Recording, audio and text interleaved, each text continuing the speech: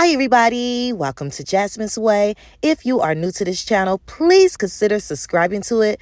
Also, make sure to like, comment, and hit the notification button so you'll be notified each and every time I upload a new video. So Monique's oldest son exposes why they don't have a relationship and responds to the Club Shay Shay interview his mom gave. Listen to this. Hi, I am Shalon. I am a stand-up comedian, Monique's oldest son. I guess I felt the need to make this video to just provide some context into this false narrative about her praying to the universe. I need to reconcile our relationship or whatever the hell it is. I wrote it all down so that way I don't go all over the place and get emotional or anything like that. So I'm gonna talk like I'm reading a script, but it's just gonna help me kind of stay together.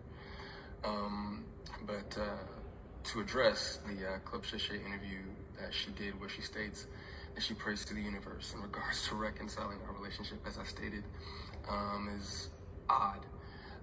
My mother and I both know that that is a very false narrative, and I would like to free her of having to continue telling that lie.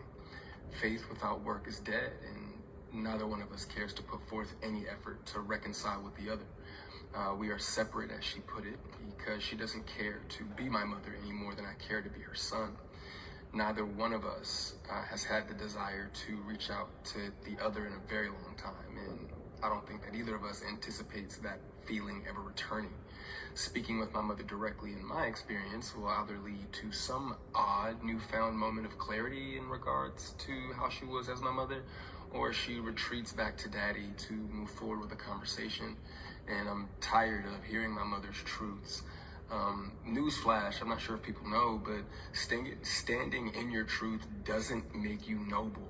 I'm not sure if people are aware of that. But responding this way, I feel as though it allows me to say my piece uninterrupted. To those wondering, well, why say something now? Call it a form of therapy for me, I suppose.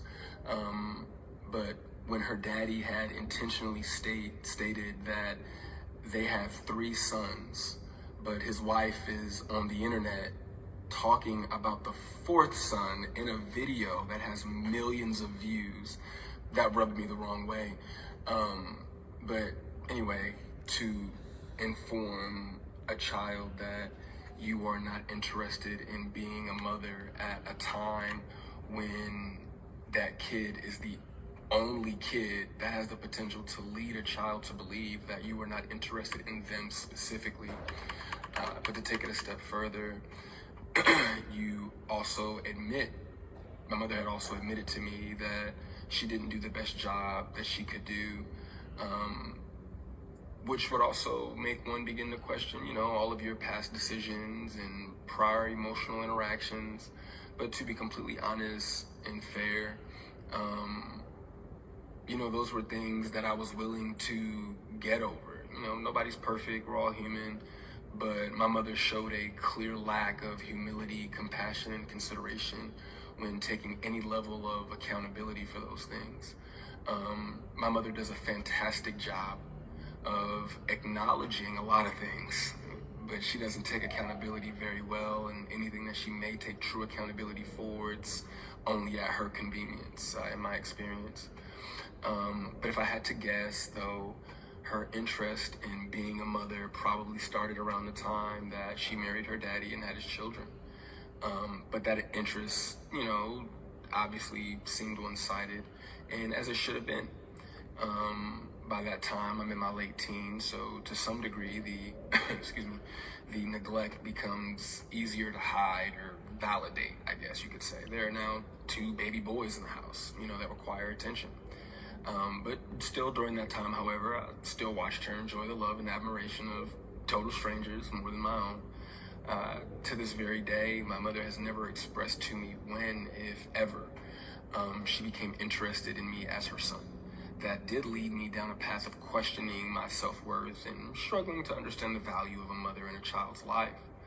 In the interview, she also states that she gave me an apology, but an apology to a son from a mother that consciously showed no interest in him holds no weight. there are still women to this day that my mother will give credit to for being more of a mother to me than she ever could. Her assistant, my cousin, being one of them. Every time, though, that my mother would state that she was right here whenever I was ready, that ideology still blows my mind today, that a person could openly admit to being an uninterested, not put my best foot forward type of parent and be so self-centered that they still express to the kid, you have to come to me when you're ready. You got to come to me for us to make this right. Okay. But I'm not sure what my mother could possibly think that she has shown me in the past or have for me now that's not money, goodness gracious, that would make me want to come to her or whatever those feelings are supposed to be. A mother is supposed to be the first woman that a boy falls in love with. I loved my mother very much, but my mother loved things more than she loved me, and she would validate her love for me by giving me things and would proceed to call me ungrateful or inconsiderate if said things did not have the desired effect. I couldn't imagine what it's like to be her, though, to ask God for what you want, and then he gives you what you need, though, only for you to ignore it and have the audacity to ask God for something else. And I'm glad I don't, I'm glad I didn't do that. And when he told you no, you went to the universe instead. By no means, though, do I want to give off any type of an impression that I am a victim of anything. It's not the case. As you can see, I'm smiling from ear to ear. I'm alive, I'm happy, I'm a dad. I'm healthy, I think. I drink a lot of water. I'm getting over a cold now.